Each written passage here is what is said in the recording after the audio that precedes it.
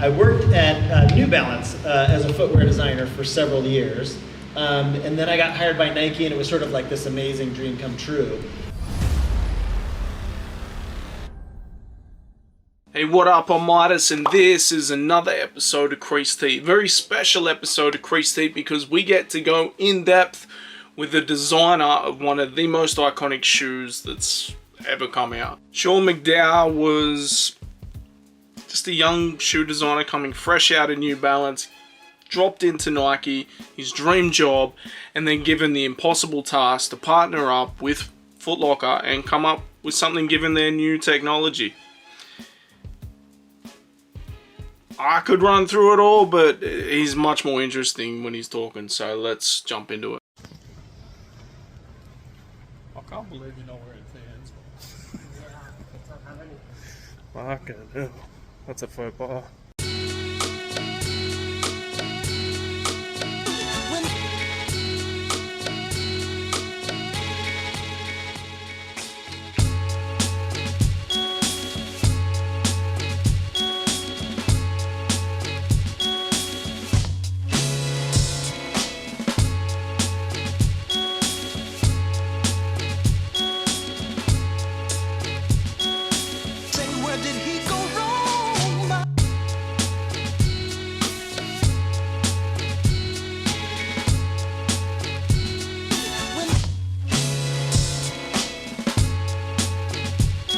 This mate. Don't own TNs. What's on your feet? Not a pair of TNs. What do you reckon? You should be kicked out, eh? They're not even TNs. So what questions you asking? I haven't really thought about it. I think more like what's his involvement been like within the last 5 years or so. Yeah, okay. Like, has he had anything to do with any involvement? That's actually a well thought out question. You're throwing off, but that's a good question. Even if like Thank you guys for having me. Thank you for showing up. Great to see you all. Now I could run the entire interview right here, the entire Q&A, everything like that. I asked a few questions, other people asked a few questions, everything like that. But this is a vlog, so I'm going to give you a few little snippets right here. If you do want to watch the entire Q&A, I will upload that tomorrow. And I know there will be a few people, there's some crazy stories in there. But yeah, we'll upload that tomorrow. Thank you, Sean. So there is a massive link between Foot Locker and Nike and the TN, which is why it's still exclusive. Can you explain some of the background on what Foot Locker's brief was? Sure. I mean, I think the backstory is so interesting from my perspective. And I'll maybe give you like a couple of highlights along the way, but I worked at New Balance as a footwear designer for several years. And then I got hired by Nike, and it was sort of like this amazing dream come true. So I walk in the door, and this is the very first project. They said, hey, we've got a tuned air shoe. We need to do it for Foot Locker. It's exclusive for Foot Locker. We've had 2 other designers working on it, and they haven't really come up with anything that we like so far. Can you come up with something? And this was my only thing that I did, the only project that I had. So I just completely immersed myself and did hundreds and hundreds and hundreds of sketches. And eventually we got to what we know is the kind of final shoe today. But it took a little while. So the brief from Foot Locker was, we need something amazing, basically to highlight this new tuned air technology that Foot Locker had actually developed before partnering with Nike. And we can get into those details later. So I don't know if you know this, but the TN is a huge part here in Bankstown. Like it is definitely this is the stopping. This is the heartbeat right here. That's right. This is, I know. This is why I had to come. So knowing that, knowing how much the TN means, I mean, here and across the world, what does that mean to you? Oh, it's amazing and special. Yeah. I mean, you don't think, so you gotta like put yourself, I'm a 27-year-old kid sitting in a cube, hired by Nike to do my dream job. And, you know, they give me a project like this. You don't really think that it's gonna survive 25 years. You don't really think that you're gonna have a cultural connection or a group of people that really love the shoe, much less love it for this long.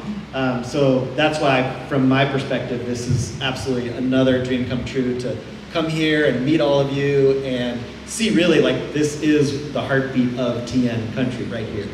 This question came up earlier too. Back in the 90s, the designers were responsible for every aspect of the shoe. So you would design the outsole, you design the upper, you do the technology, you do a lot of the engineering behind it, and you would do the colorways. And so I did 4 original colorways. The purple was really the first sketch that looked like this. And everyone was like, oh, yeah, you got something there. Like, keep working it, keep refining, keep on the original purple, the stripes were very straight. And it didn't feel fluid enough, it didn't feel fast enough, it didn't feel like there was a wind blowing on it and it was sort of curling in to that. So that was the original sketch, and purple's my favorite color, by the way. So I'm like, I'm doing purple, purple's my favorite color. Then the marketing team comes in and is like, hey, purple doesn't sell very well. You need to do something, and so of course I did my research. Blue is one of the best selling colors, so that's when I started doing the hyper blue, and there was that combination of hyper blue. It was actually originally an orange swoosh, not the yellow maze that we sort of have seen with the OG. So the very first pair that I made in Korea with the factory has orange swooshes, so I still have a couple of those pairs. So that was sort of like, some people remember that. And then the idea was, I had gone on this vacation to Florida. The blue sky was sort of the sun setting at night. Then the next one that I did, which very few people talk about, was the night sky. So it was all blacked out. It had just a little bit of silver sort of star details on them. That was, the blue was what we launched in fall. Then that was the holiday edition, and then the spring edition was the tiger, the sunrise in the morning was the yellow and orange kind of sunrise. So I had done originally like those 4 or 5 colors. So has anyone got any questions for Sean yet? And I absolutely love questions, so no one feel ever embarrassed about asking a question. You were just talking about you've got those at home. What other stuff do you have in your collection? Just keeping keepsakes from jobs, whether it be New Balance to Nike to Merrill. Like, what else have you got in the collection that we'd be like, wow, that's crazy? Yeah, so we have to talk to my wife a little bit about this. I have a problem. It is thousands of shoes up in the attic. So I'm a sample size 9, so almost everything that I have designed, I have kept at least 1, sometimes 5 pairs of shoes of the things that I have designed. Almost every colorway. I have all of the Olympic collection, I have all of the Nike running collection when I was creative director there. I worked at Converse for many years. So I have a lot of the Converse work that I've done. I haven't really talked about this, but I worked with Virgil Abloh on the 10 collection. So I have a pair of those signed by Virgil before he passed away. So it's a big collection. It's kind of embarrassing. So whoever is like getting a hard time about your collection at home, mine's way worse. The other question I had was, in more recent times, we're seeing a lot of like high-end running shoes from like those 2000s, 90s era, now like getting a second life in casual shoes. Is that something that you foresaw in your time when you're designing stuff, or is it just, you just caught up in the moment? I think you get caught up in the moment, yeah. I mean, I do think that there was a special time in the mid-90s, early 2000s for Nike running in particular, but Nike in general. There was sort of this go for it culture. Just give it a shot, give it a try. Something crazy like this, people, they just let it go. What's the worst that can happen? Let's give it a shot. I think now, over the years, companies get older, they get more mature, they get more risk averse, they get a little scared. So it's harder to sort of like really go wild and crazy.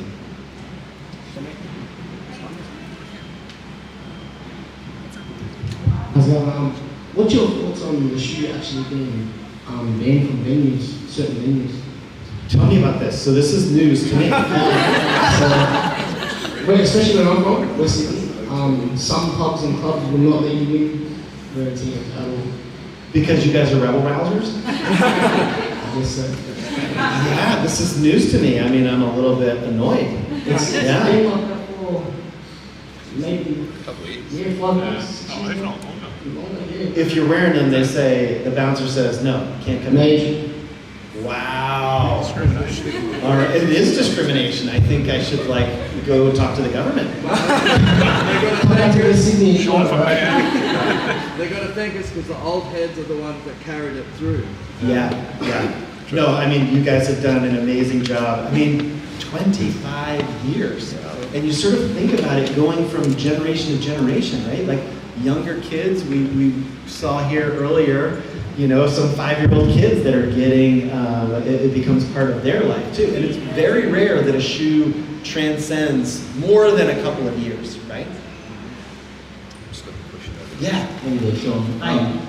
You touched on it before, like the icon is so iconic, but yet there's so many different names, and it was always confusing as a kid, like what does TAN stand for and why there's so many different names and why is it never like explained? Yeah, let's talk about that. So the inventor of the technology was Joe Skaya. Skaya was his name. And he came to Foot Locker in the early 90s and said, I have a new technology and it can compete with Nike Air. There's these tuned hemispheres, so little plastic hemispheres that are opposing from one another, and it gives you a cushioning sensation. And so Foot Locker's like, this is great. We're gonna come out with our own signature shoe. Well, it took a while, and what you may not realize if you're outside of the culture is making shoes is really freaking hard. And so Foot Locker got to the point where they said, maybe we just partner with Nike. Nike seems to be pretty good at making shoes. Let's partner. We'll give you exclusive access to Joe Skaya's technology, this Sky Sole, and you can create something. And so 2 designers had worked on it before I came on board for months, like I think 12 months they had been working together on something. And it just felt like I was like, it's not right, it's not good enough, it's not strong enough. And so I walk in the door, I have something called Sky Sole, and I start sketching. Pretty quickly, the concept of Sky Sole was you could change the hemispheres based on your body weight. So if you're really lightweight, you go really thin on the hemispheres and you get a soft, squishy ride. And if you're a little bit heavier, you go a little thicker and you get a firmer, kind of more stable ride. So that was the whole concept. And trying to figure out a way of changing out the hemispheres was really, really difficult. That's what Foot Locker had sort of struggled with, but Nike started struggling with it as well. So we had labeled it tuned air because you could tune the hemispheres until we got to the point where we realized, actually we can't tune the hemispheres. We will tune them ahead of time. So we do the same, it's thinner for smaller sizes, 5, 6, 7s, and it's heavier, thicker gauge for the heavier weights. But you as an individual couldn't tune it and customize it for yourself. So tuned air came along, and you notice the TN logo, right? That's like the most famous part. That came from the brand marketing team was working on a whole series. So they did Zoom Air at the time, ZM, Max Air at the time, MX, Air, and then Tuned Air, and ZM, Zoom as well. So each one of those had its own little icon, and it all comes from the periodic chart, right? So if you studied chemistry sort of growing up, that, a carbon molecule with kind of the orbiting nucleus going around, that was the concept. And each one had a different shape. So Zoom Air, I think, had a diamond, and Max Air, I think, actually was the diamond. Zoom Air was like an oval. So anyway, that's where it came from. So the TN, and then it doesn't say, I called it Max Air growing up. It was the Air Max Plus. So the whole time that we were like building it was the Air Max Plus. But people would see the shoe or they'd see it on streets. The only thing that you can sort of see is the TN on the back. So everybody, the whole culture just started calling it TN. And I would say more people call it TN now than a Max Plus one. So Adam was filming for me, and I asked a couple more questions when I was talking to Sean. I hit record, so I was already recording, and Adam's looked at it and hit record, and None of it got recorded, and I cannot for the life of me think of what I asked, like, because there was a few questions that I asked within the thing and then outside of it. Then I also got a chance to talk to him again when I came back, because I'd actually thought about doing the 25 anniversary box to get signed. I thought about the book, but I didn't do the book, and then I just didn't bring anything. So luckily when I went there the very last time, just before we were about to go, I noticed they had these hanging up, and I just asked if I could have one and got it signed. So signed, sealed, delivered. Let's do a couple.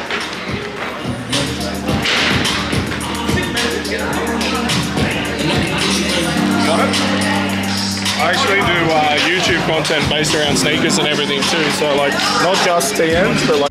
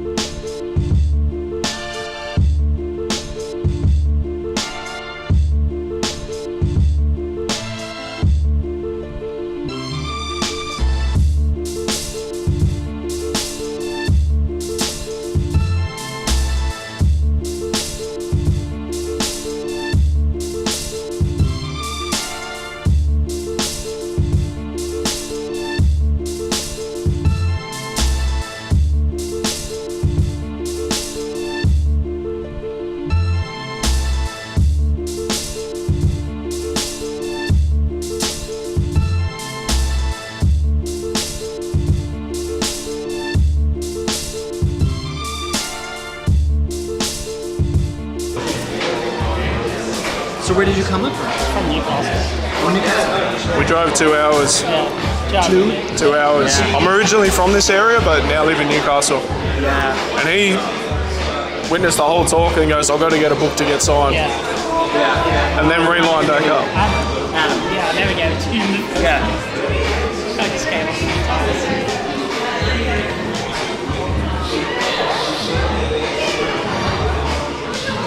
What models did you work on with New Balance?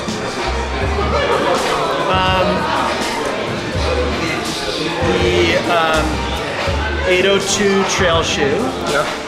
the 880 women's shoe, 851, 852, 220 racing flat. So like early 90s. Yeah.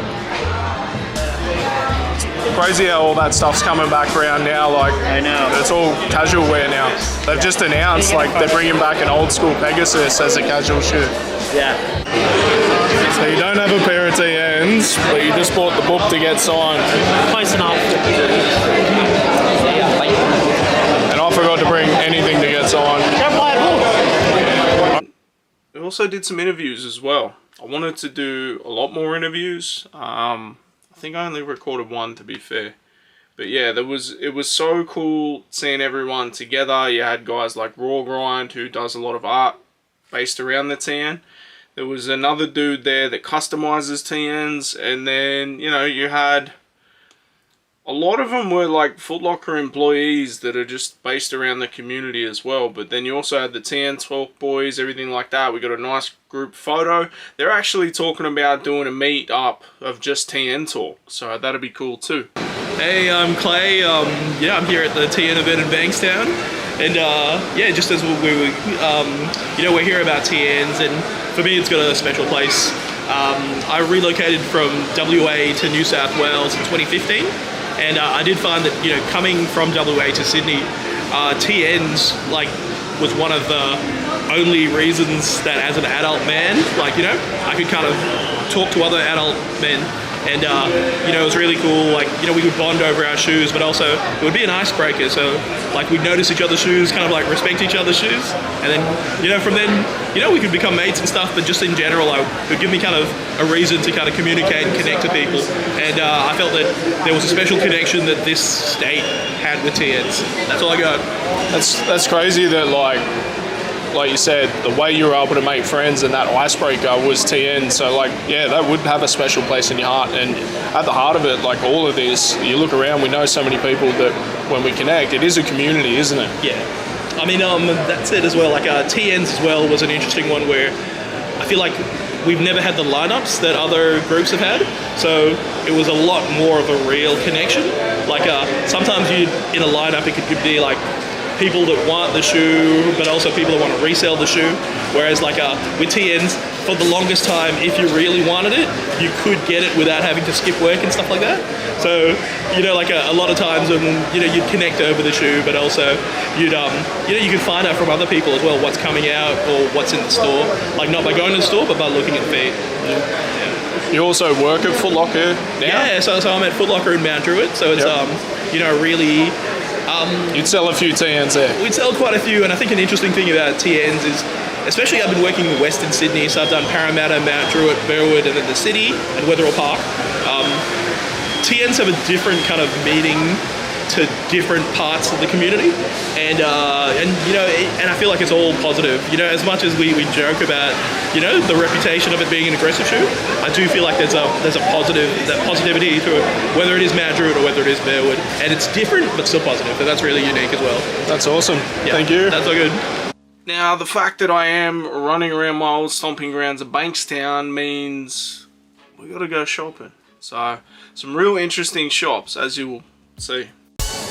In Melbourne. There's a market.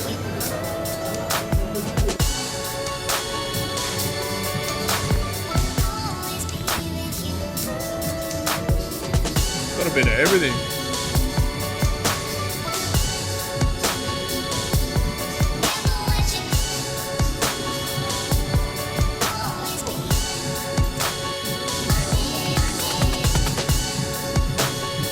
Idea. They've got a like similar sort of stuff where it's like sneaker cleaning.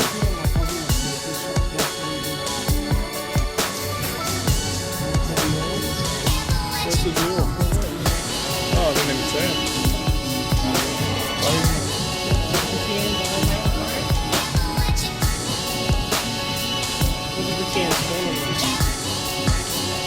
We're doing a white pair. No, that's white with silver. It wasn't all silver.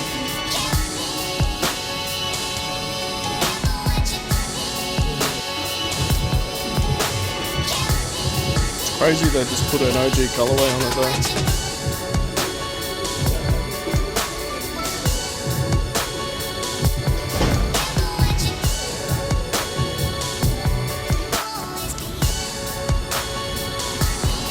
Is it open? Flaggy.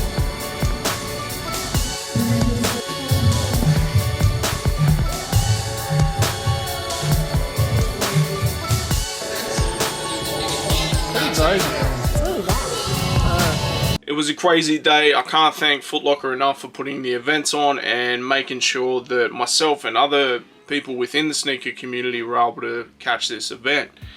I had so much fun learning history. I'm like a nerd with anything. If it comes to music, sneakers, wrestling, like anything that I'm a fan of, I like to delve deep and find out all the information, you know. It's fun. I like to nerd out. But we also went to a bunch of different stores, a lot of resale stores in Bankstown, and there's one that was like a half hairdresser, half sneaker store, and the styles that are like popping in Bankstown compared to the rest of the world, or the rest of Sydney even. You know, you got a lot of Phantoms, Asics, Air Max, that type of thing. You did have some other stuff, like some more notable Jordans and Yeezys, but yeah, it's crazy to see. Saw the Gore-Tex infrareds in hand. I'll probably have to get a pair. Wasn't going to grab them straight away because I'm of the belief that they may go on sale, but yeah, man, it was so crazy meeting, talking to Sean. He was such a really nice guy. That energy that he's giving in the Q&A is exactly how he is when you're talking to him in person. He signed like multiple things for people, you know, everyone lined up. Some people lined up multiple times to get multiple things signed, and he was just very, very cool with his time, you know. I enjoyed that event thoroughly, and I said to a couple of the guys there from Foot Locker that, you know, helped put this event on, I think we've got to get Tinker Hatfield next. If we're going to do that, like, Tinker Hatfield has got to be next. But, I don't know. What do you guys think? This has been another episode of Creased. Make sure you like, share, subscribe, and we'll be back twice a week. Peace. Hey, what the fuck was that?